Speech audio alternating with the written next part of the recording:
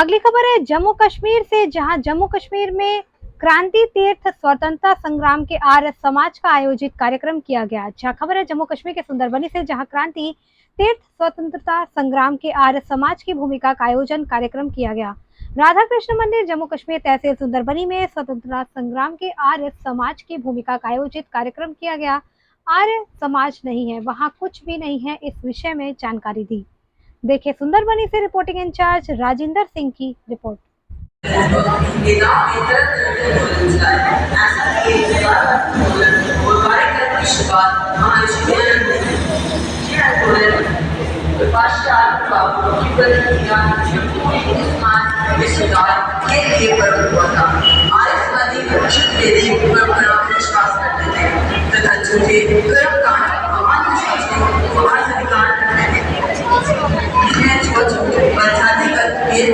विरोध किया गया था तथा स्त्रियों और शूद्रों को भी जजों तथा भगत करने का अधिकार दिया गया था।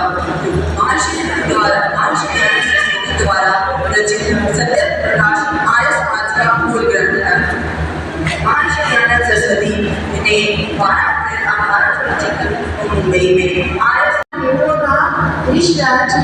गुरु आज्ञा निभाई। गुरु आज्ञा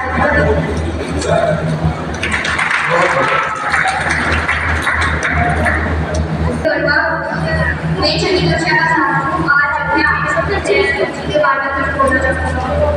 भारत की स्वतंत्रता में आर्य समाज का योगदान वंचित समस्त मंडल। आज भारत की स्वतंत्रता में आर्य समाज का क्या योगदान रहा है, हम एक निश्चित करें तो निष्पक्ष करें तो हमें जानकारी प्राप्त होती है कि भारतीय स्वतंत्रता में आर्य समाज के 85% नौजवान साथियों ने अपने देश की आज़ादी के लिए अपना जीवन हंसते हंसते न्योछावर कर दिया था।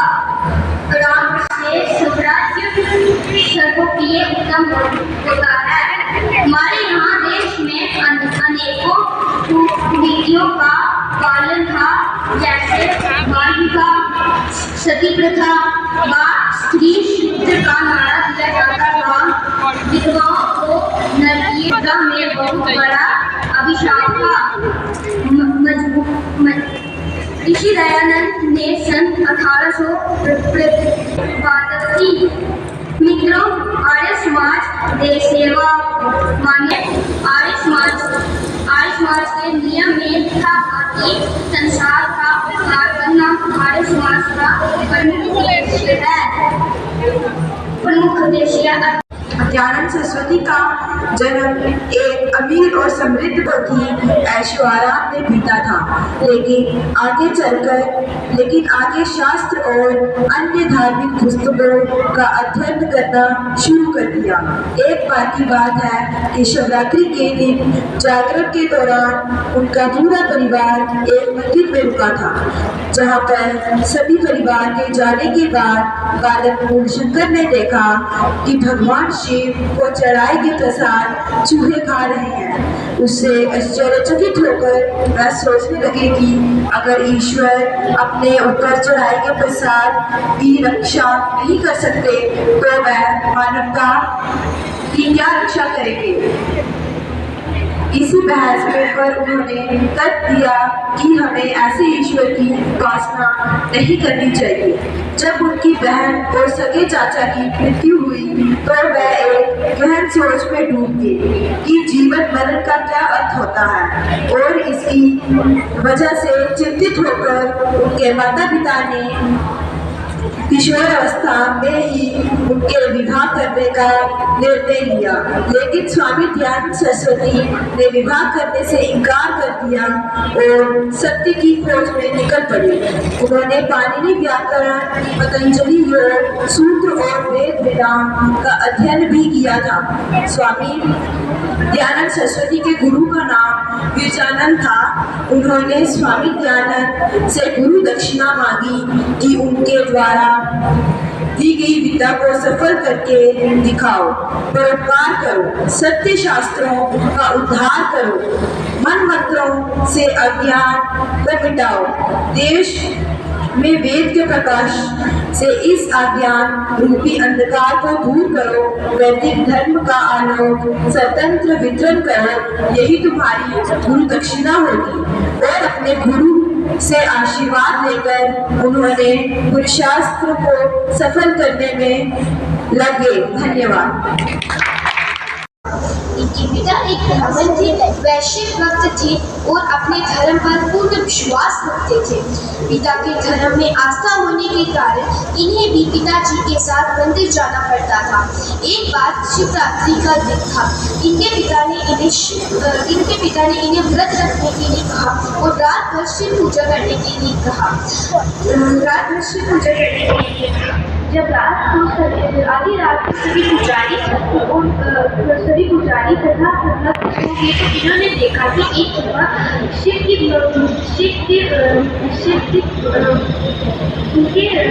वक्त सो गए तो इन्होंने देखा कि एक सुबह बिन से निकलकर शिव की मूर्ति पर चढ़ा हुआ प्रसाद खा रहा है। इन्होंने सोचा कि यदि ये भगवान अपनी रक्षा इस धुएं से नहीं कर सकते तो ये संसार की रक्षा तेज जाना सच्चे शिव की प्राप्ति है। गुरु से विदा लेकर स्थान पर शास्त्रीय किया, सत्य का प्रचार किया, हिंदू संस्कृति को ऊपर उठाया और हिंदू धर्म का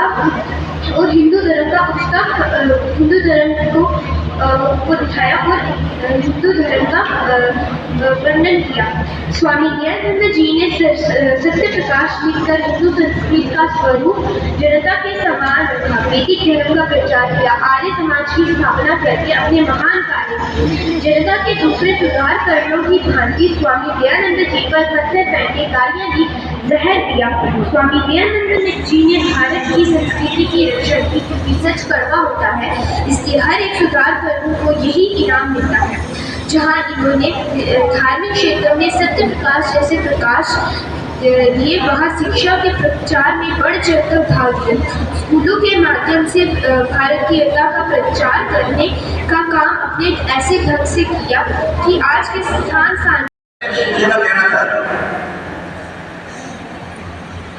अपनी बात शुरू करने से पहले सूचना देगा, ये विज्ञापन मेरे हाथ में है।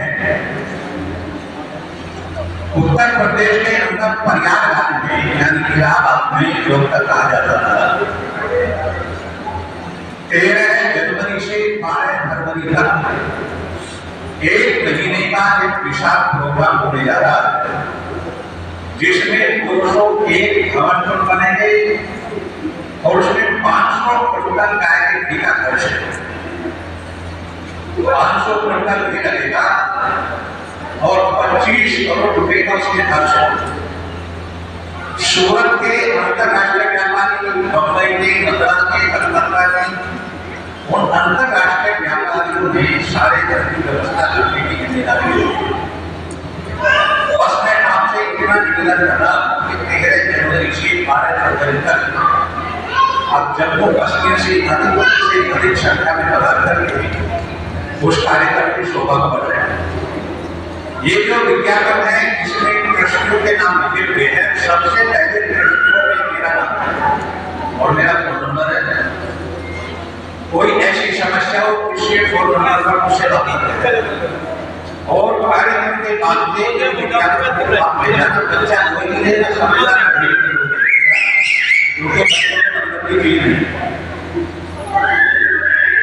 देखो कई तरह के लोग भारतवर्ष में होते हैं। आपको बहुत से लोग ये कहते हुए मिलेंगे कि आजादी केवल कांग्रेस की वजह से है। कुछ लोग कहेंगे आजादी केवल क्रांतिकारियों की वजह से है। कुछ लोग कहेंगे आर्य समाज में ही आजादी दिलाई, या अपना अकेले में किसी ने भी आजादी नहीं दिलाई, इसमें सभी लोगों का योगदान है। लेकिन सबसे बड़ा योगदान किसका है? तो आजादी दिला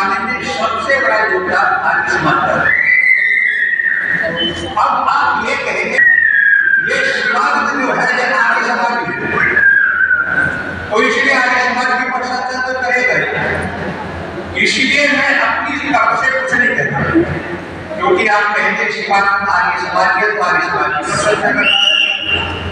इसीलिए मैं अपनी तरफ से कुछ ना कहकर मैं अंग्रेजों की तरफ से कहता हूँ। अंग्रेज क्या कहते हैं? देखो 13 अप्रैल 1919 में जलियांवाला बाग का कांड हुआ। एक का नाम था जनरल डायर, एक का नाम था माइकल कोलवायर। जनरल डायर होता इसने गोलियां चलाई थी और उधम सिंह ने जनरल डायर को नहीं मारा था। उसने माइकल इस कांड के बाद में लंदन चला गया था और 7 साल जीना रह के 4 परिवार बड़ा बड़े मर गया था। उधम सिंह ने जो हत्या की थी कत्ल किया था माइकल कोलवायर का किया था। माइकल कोलवायर कर्म से लिखता है, वो लिखता है कि जिस दिन का पंजाब का गवर्नर बना तो मैंने ये विचार किया कि कम से कम पंजाब के अंदर जितने भी क्रांतिकारी हैं उन्हें पकड़ो, उनकी हत्या करो, जो जीवन में क्रांति करने का काम किया है। और मैंने हजारों नौजवान बेकार करके हत्या हो गई और जलियांवाले बाग में तो गोलियां इसलिए चलवाई थी कि गोली चले 1500 लोग मर गए तो कम से कम पंजाब का व्यक्ति इतना डर जाएगा वो क्रांति करने का नाम भी नहीं लेगा। लेकिन आश्चर्य इस बात का है कि जलियांवाले बाग का कांड होने के बाद में पंजाब में 4 गुनी क्रांति हो गई। मैं सोच रहा था डर जाएंगे, लेकिन मैंने देखा यहाँ के छोटे छोटे बच्चे मेरी तरफ मुंह करके थूक देते और कहते यही पापी है ना। मैंने सोचा इतना हत्याकांड होने के बाद भी यहाँ के लोग डरते नहीं। इतनी देशभक्ति इनमें कहां से आती है? ये इतने निर्भीक कैसे बनते? आगे कोई प्रेरणा का स्रोत तो हुआ। तो माइकल कोलवायर ने पुस्तक लिखी है India and I independent. Bharat को जैसा मैंने जाना या समझा। आप दिल्ली जाइए तो वाणी प्रकाशन दरियागंज में थाना है, थाने के सामने वाणी प्रकाशन है, बहुत सारी पुस्तकें मिलते वहां से मिले। और पुस्तक को पढ़कर के लिखा अपनी पुस्तक है भगत सिंह की जेल नोटबुक, उसमें पढ़ने ना लेकिन उसमें संक्षिप्त माइकल कोलवायर क्या कहता है कि जब मैंने ये पता लगा कि भारतवर्ष के लोग छोटे छोटे जितने भी क्रांतिकारी हैं उनमें से 95% दयालु, ये कह रहा है माइकल कोलवायर। और याद रखना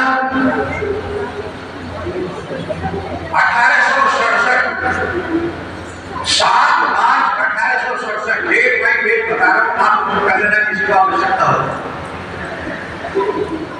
7 मार्च 1867 को हरिद्वार के अंदर कुंभ के मेले में महर्षि दयानंद का सबसे पहला भाषण हुआ। जो पहला भाषण दिया 7 मार्च 1867 को कुंभ के मेले में, और महर्षि दयानंद ने कहा था, उन्होंने कहा कि 1857 का संग्राम हुआ, उसमें हमें सफलता नहीं मिली, लेकिन देशवासियों आप तैयार हो जाइए, अपने वतन से प्यारी कोई चीज नहीं होगी। वतन के लिए प्राण मन धन तीनों भी समर्पित करने पड़े तो शोक से कर दीजिए, लेकिन हमें आजादी देनी है क्योंकि हम किसी को गुलाम रहना नहीं चाहते। और माइकल कोलवायर इस बात को लिखता कि 1867